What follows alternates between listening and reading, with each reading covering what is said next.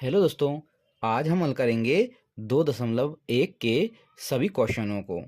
पहला क्वेश्चन आपको दिया हुआ है, निम्नलिखित व्यंजनों में कौन कौन एक चर में बहुपद है और कौन कौन नहीं है, कारण के साथ अपने उत्तर दीजिए। तो सबसे पहले हम ये जान लेते हैं कि बहुपद होता क्या है। तो बहुपद होता है आपके चरों का साथ। अब चर क्या होते हैं? चर वह होते हैं जिनका मान बदलता रहता है। जैसे मान लीजिए आपको ए दे रखा है, तो ए आपका क्या क्या है? चर है। ए से लेकर जेड तक कोई भी आपको वर्ण दे रखा है, वह आपका चर होता है, क्योंकि इनके मान हमेशा बदलते रहते हैं। कभी ए का मान कुछ आएगा, कभी ए का मान कुछ आएगा। ठीक है। और बहुपद क्या होते हैं?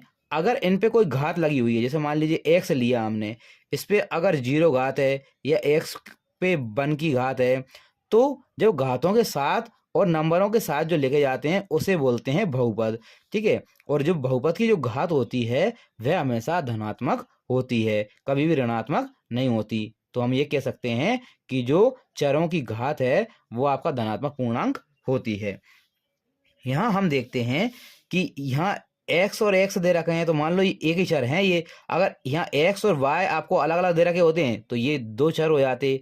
अब यहाँ देखते हैं हम, 4x² - 3x + 7। यहाँ भी x है, यहाँ भी x है, और इनकी घात धनात्मक पूर्णांक है। तो ये क्या है? x और x सेम ही हैं, तो ये आपका एक चर में बहुपद है। हम टिक लगा देते हैं। दूसरा आपको दे रखा है बाय स्क्वायर के अलावा आपको पास कुछ दे नहीं रखा, और इस पे धनात्मक पूर्णांक है, तो ये भी आपका एक चर में बहुपद है। यहाँ देखते हैं हम 3√3। √3 का मतलब क्या होता है?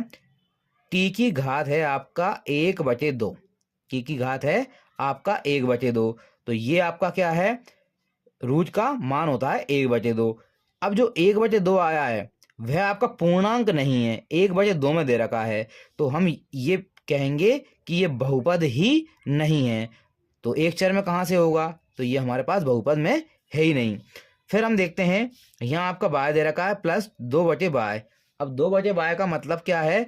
बाय को अगर आप ऊपर की तरफ ले जाते हैं, यहाँ पे बाय की घात 1 है, और इसको ऊपर की तरफ ले जाएंगे तो बाय की घात -1 हो जाएगी, जो कि हमारा क्या आ गया? ऋणात्मक में पूर्णांक आ गया। ठीक है। और हमने क्या लेना है? धनात्मक पूर्णांक। तो ये जो है आपका एक चर में बहुपद नहीं है, मतलब ये बहुपद ही नहीं है। फिर हम देखते हैं, आपको दे रखा एक्स की घात 10, बाय की घात 3, जेड की घात 50। यहाँ हम देखते हैं 10, 3 और 50। ठीक है। घातें आपकी सारी पूर्णांक है, धनात्मक, और यहाँ एक्स है, यहाँ वाई है और जेड है, यहाँ अलग अलग है। तो मतलब हम ये कहेंगे कि एक चर में बहुपद नहीं है, और ये आपका 3 चर में बहुपद है। एक्स अलग है, वाई अलग है, जेड अलग है। तो ये हमारे क्या हो जाते हैं? आंसर हो जाते हैं। बस आपका पहला और दूसरा एक चर में बहुपद है, इसके अलावा तीसरा और चौथा बहुपद नहीं है, और जो पांचवा है वो आपका 3 चरों में बहुपद है। दूसरा प्रश्न है, निम्नलिखित में से प्रत्येक में x² का गुणांक लिखिए।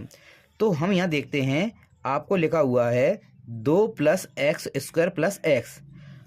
यहाँ x² वाला वैल्यू ये है, और इसके आगे कोई संख्या नहीं दे रखी है। तो संख्या नहीं दे रखी तो मतलब क्या है? वहाँ पे 1 होगा। और इसका गुणांक देखना है, तो जो इसके आगे संख्या होती है वही इसका गुणांक होता है। तो क्या है? यहाँ 1 दे रखा है, और प्लस का है, तो प्लस का है तो प्लस को लिखते नहीं है, और ये 1 क्या हो जाएगा? इसका गुणांक हो जाएगा। दूसरा आपको दे रखा है 2 - x² + x³। यहाँ स्क्वायर का गुणांक माइनस दे रखा है, और यहाँ संख्या क्या होगी? 1। तो यहाँ माइनस का 1 जो है वो x² का गुणांक हो जाएगा, तो यहाँ लिख देंगे हम -1। फिर देखते हैं, यहाँ x² वाली वैल्यू कौन सी है? ये वाली है x²। इसके आगे दे रखा है आपको π/2, तो π/2 जो है वो x² का गुणांक हो जाएगी। तो यहाँ लिख देते हैं हम x² गुणांक π/2 बराबर।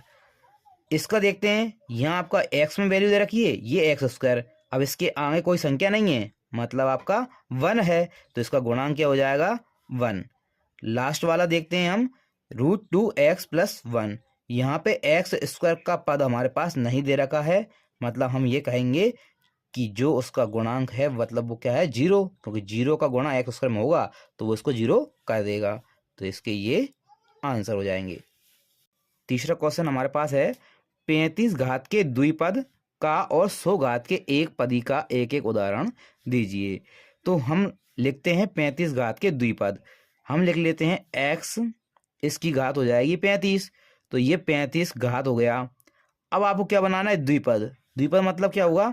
ये आपका पहला पद हो गया। अब दूसरा पद लिखते हैं तो हम या तो प्लस का 1 लिख देते हैं, कुछ भी लिख देंगे यहाँ, माइनस का 2, माइनस का 3, प्लस का 10। तो ये आपके क्या हो गया?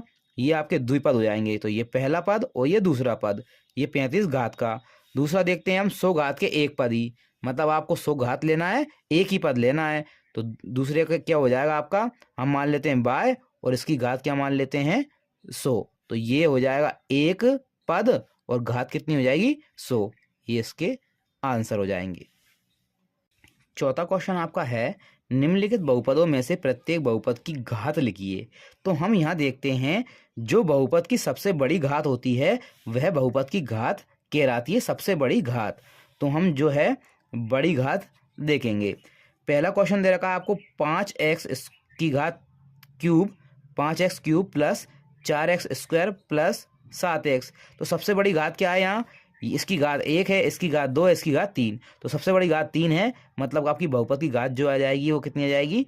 3। इसी प्रकार हम दूसरा क्वेश्चन देखते हैं, बाय माइनस बाय स्क्वायर।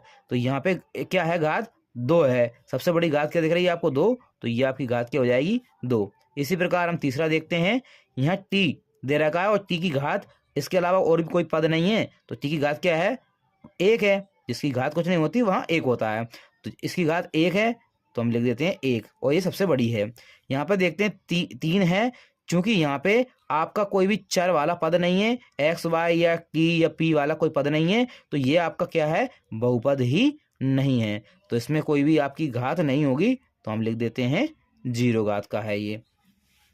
अगला आपको 5वां क्वेश्चन दिया हुआ है, बताइए कि निम्नलिखित बहुपदों में कौन कौन बहुपद रैखिक है, कौन कौन द्विघाती है और कौन कौन त्रिघाती है। तो सबसे पहले यह जान लेते हैं कि जो रैखिक बहुपद होता है उसकी घात कितनी होती है? रैखिक बहुपद की घात होती है 1। दूसरा, जो द्विघाती होता है उसकी घात होती है 2, और जो त्रिघाती होता है उसकी घात होती है हमारी 3। अब हम देखते हैं, यहाँ आपको दे रखा है एक्स स्क्वायर प्लस एक्स। तो सबसे बड़ी घात कौन सी है? 2 है। तो यहाँ पे क्या हो जाएगा? घात 2 वाले को क्या बोलते हैं हम? द्विघाती। तो जो पहला है वो आपका कौन सा हो जाएगा? द्विघाती बहुपद। दूसरा देखते हैं, यहाँ दे रखा है आपको x माइनस एक्स क्यूब, मतलब आपको सबसे बड़ी घात क्या दे रखी है? यहाँ पे घात 1 है और यहाँ पे घात क्या है? 3। तो सबसे बड़ी कौन है? 3। तो जो सबसे बड़ी घात है वही बहुपद की घात होती है, और उसी को लिखते हैं हम क्या? त्रिघाती। तो ये हो जाएगा आपका त्रिघाती। अगला देखते हैं, ये आपको दे रखा है by plus Y square plus 4। यहाँ सबसे बड़ी घात हम देखते हैं कितनी आ रही है आपकी? 2 आ रही है। तो जो घात 2 वाले बहुपद को क्या बोलते हैं हम? द्विघाती बोलते हैं। तो ये आपका द्विघाती बहुपद हो जाएगा। अगला देखते हैं 1 प्लस एक्स। अब यहाँ पे एक ही अचर पद है और इसकी घात आपको क्या है? 1 दे रखी है। जिसकी घात नहीं लिखी रहती उसकी घात 1 होती है। तो यहाँ एक घात है और एक घात को हम क्या बोलते हैं? रैखिक बोलते हैं। तो जो आपका बहुपद होगा वो आपका हो जाएगा रैखिक। अगला है आपका 5वां, 3t लिखा हुआ है। यहाँ t पे घात नहीं है, मतलब कितनी घात है? 1। और एक घात के बहुपद को हम क्या बोलते हैं? रैखिक।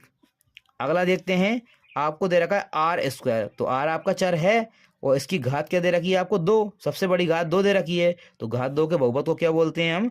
द्विघाती बोलते हैं। तो ये आपका क्या हो जाएगा? द्विघाती हो जाएगा। अगला देखते हैं, यहाँ आपको दे रखा है 7x क्यूब। क्यूब मतलब आपको घात कितनी दे रखी? सबसे बड़ी 3। तो घात 3 के बहुपद को क्या बोलते हैं हम? त्रिघाती। तो हम लिख देते हैं ये कौन सा हो जाएगा आपका? त्रिघाती। ये आपके आंसर हो जाएंगे।